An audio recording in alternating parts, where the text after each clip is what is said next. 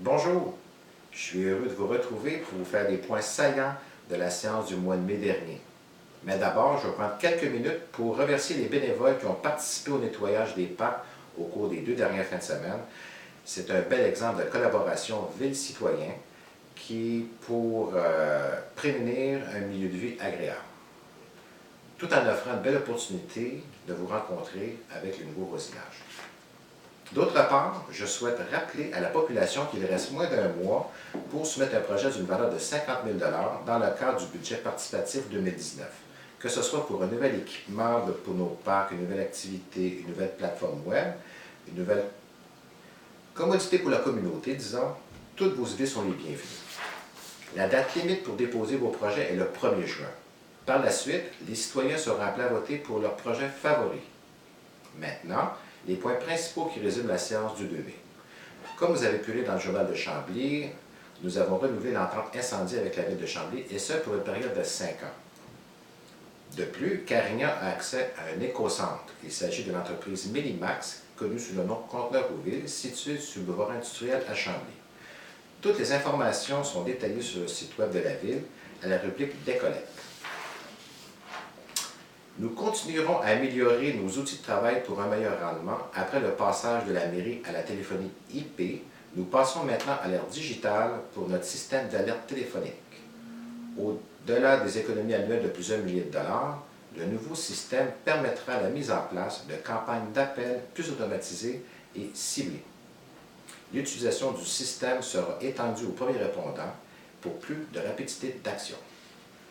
Nous avons octroyé 2 contrats pour la planification de notre territoire. Le premier, pour élaborer la vision de notre futur réseau cyclable et piétonnier.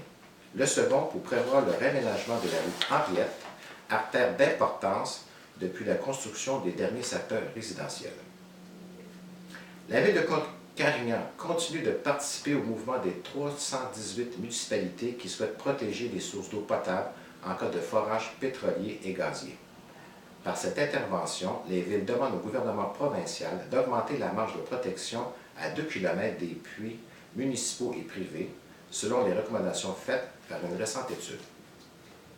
Un plan d'aménagement d'ensemble a été approuvé pour le projet de domicile Le Riviera.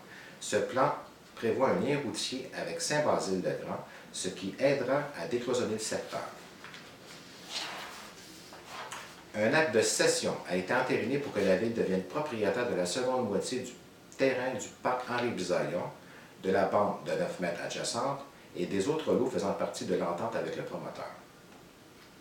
La population a endossé la proposition d'un règlement d'emprunt pour aménager le parc Henri-Bisaillon.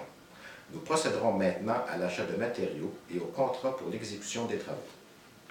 Concernant la bande de 9 mètres, elle continue de faire l'objet de plaintes récurrentes, avec l'eau qui s'accumule à cause de la dénivellation avec les terrains adjacents et les frais de mort qui la constituent en majorité. On se penche actuellement sur la problématique pour trouver des solutions. Nous avons prolongé le droit de passage des véhicules hors route aux pistes utilisées l'hiver afin qu'elles soient accessibles le restant de l'année. Ceci aidera à mieux gérer cette circulation et à protéger les champs agricoles qui en font souvent les frais. Pour le plaisir des tout-petits et des plus grands, nous avons autorisé le passage du bar laitier mobile Bol et Crème sur tout le territoire de Carignan, sans exception.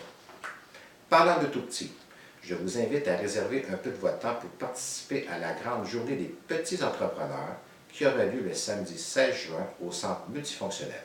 On s'en reparle. Sur ce, je vous souhaite une excellente journée et à bientôt.